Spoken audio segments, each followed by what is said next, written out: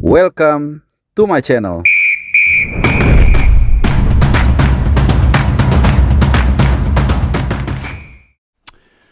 Halo, salam sehat teman-teman semua. Selamat hari Jumat juga buat kalian yang saat ini berada dimanapun, dari Sabang sampai Merauke, dari Pulau Miangas sampai dengan Pulau Rote, maupun yang di luar negeri. Nah, teman-teman semua, kali ini kita akan bahas Barry Super League ya. Persaingannya sudah semakin mengkerucut, semakin meruncing, semakin mendekati garis finish.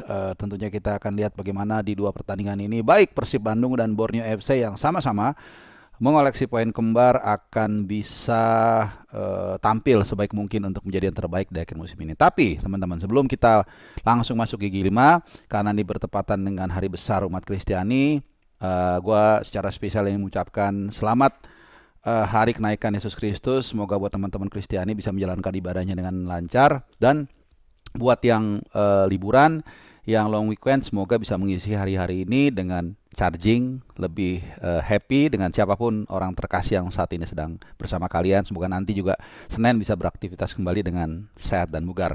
Nah, teman-teman semua, kita langsung masuk gigi 5.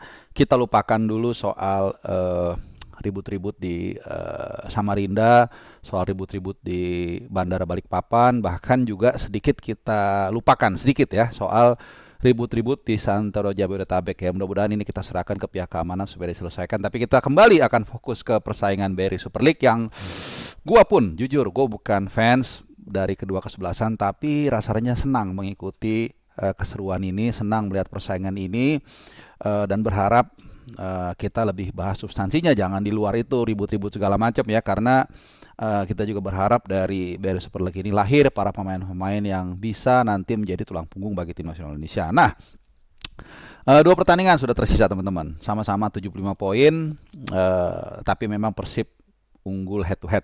Jadi kalau boleh jujur melihat kedua klub ini, kedua tim ini yang dalam tanda kutip keras kepala in a good way, dalam arti mereka sama-sama tidak mau menyerah. Ya, Persib menang, Borneo menang. Lalu kalau nggak salah sempat Borneo menang karena main duluan, Persib menang lagi.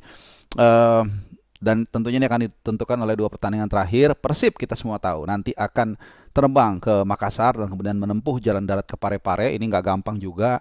Dan akan bertemu dengan PSM Makassar di pekan 33. Sementara Borneo juga tidak kalah, ya mirip-mirip lah, menghadapi Persijap Jepara di Bumi Kartini kalau nggak salah ya nama stadionnya, intinya away, jadi sama-sama away, dan lawannya pun baik PSM maupun Persijap sama-sama sudah free dari kewajiban apapun, dalam arti mereka mau masuk misalnya zona Asia ya, seperti ACL2 atau Challenge League atau apapun namanya, itu sudah nggak bisa, degradasi juga nggak ya. PSM itu beda poin dengan Persis Solo 6. Kalaupun PSM kalah 2 kali, Persis menang 2 kali, poinnya sama, head to headnya menang PSM. Jadi intinya dua-dua lawan baik Persib maupun Borneo di pekan ke-33 ini sama-sama lawan ini udah nggak punya kepentingan. Secara kualitas juga 11-12. Cuman mungkin di pertandingan kali ini Persib yang agak sedikit lebih berat. Kenapa? Karena harus menempuh perjalanan yang cukup berat dari Makassar itu. Jalan daratnya nggak tahu ya, mungkin teman-teman yang dari Sulawesi lebih tahu ya, mungkin 4 jam 5 jam. Jadi ini kan juga pasti menguras energi. Dan nah ini dia nih, Pangeran Biru nanti akan datang ke Parepare tanpa sejumlah tokoh sentral. Yang pertama tentunya Bojan Hodak. Ini berkali-kali sudah kita banyak bahas di berbagai platform. Ini pelatih yang bisa mengangkat mental Persib Bandung.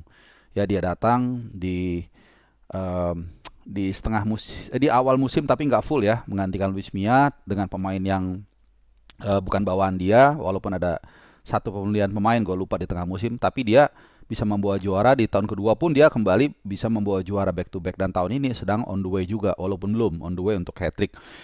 Kehilangan Bojan Hodak ini pasti akan berpengaruh ya, walaupun apakah ini akan membuat Persib itu goyang ya kita nggak tahu ya, tapi pasti secara mentality, kemudian juga reaksi. Mungkin kalau dari awal Bojan Hodak bisa menyusun strategi, menyusun komposisi pemain, tapi di tengah pertandingan kan ini yang apa ya, yang kadang-kadang perlu pelatih berpengalaman seperti Bojan. Dia lihat misalnya, oh Alono bahaya, seperti kemarin lawan Persija, dia langsung tempel terus ya. Kemudian gue CC udah capek diganti Deddy Kusnandar, ditempel terus akhirnya mati dan aliran bola itu nggak lancar. Ya, ini kan reaksi-reaksi ini yang nanti kita nggak tahu nih saat menghadapi PSM Makassar ini seperti apa. Misalnya tiba-tiba Victor Detan menggila. Nah, bagaimana nih sisi kirinya? Apakah Putros diganti atau bermainnya seperti apa? Nah, ini kan secara aturan itu nggak boleh ada komunikasi antara Bojan Hodak dan staf kepelatihan dan pemain yang ada di lapangan ya. Jadi ini pasti satu kekurangan. Meskipun gue yakin